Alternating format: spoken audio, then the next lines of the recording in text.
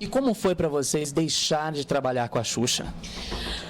Na época foi assim... E teve uma despedida e tudo, né? Na época a gente nunca achou que ia sair. A gente sempre falava, um dia vocês vão ter que sair, né? Um dia vocês...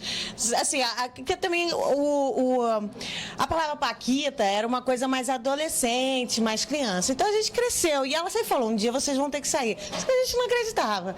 E esse dia chegou e a gente ficou triste, porque era a nossa vida.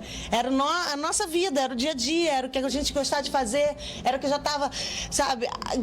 Todo dia, não tem como. Era um dia como se eu estivesse em casa, acordando para ir para a escola, depois ia gravar, tava com o pessoal da Xuxa mais do que a minha mãe, né? Com as meninas mais do que a minha irmã. Então, foi triste, mas a gente sabe que tudo é uma fase, tudo passa. E a vida continua. A vida continua e tudo que eu trago de lá foi muito positivo e foi uma escola e eu levo até hoje. No início de 1995, um ex-diretor do programa da Xuxa lançou um livro chamado Sonhos de Paquita, nos bastidores do show. Vocês chegaram a ler esse livro? Chegamos a ler. Na verdade, é até bom você fazer essa pergunta para a gente esclarecer essa história que tanta polêmica, tanta coisa, tanto disse-me-disse, tanta intriga em volta disso.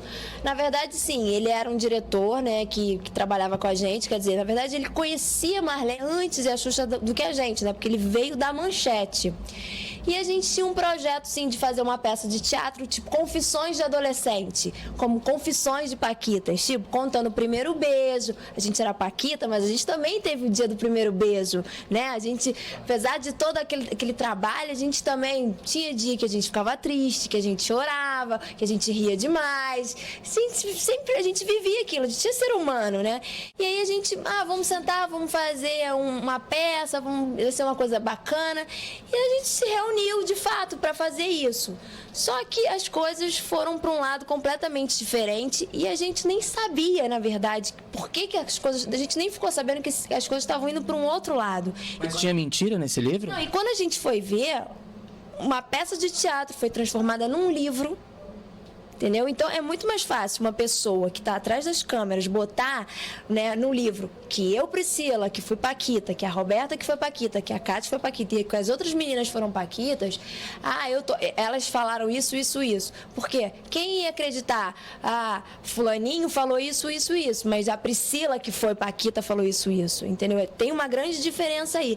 Então, de fato, esse livro foi lançado, ele foi recolhido.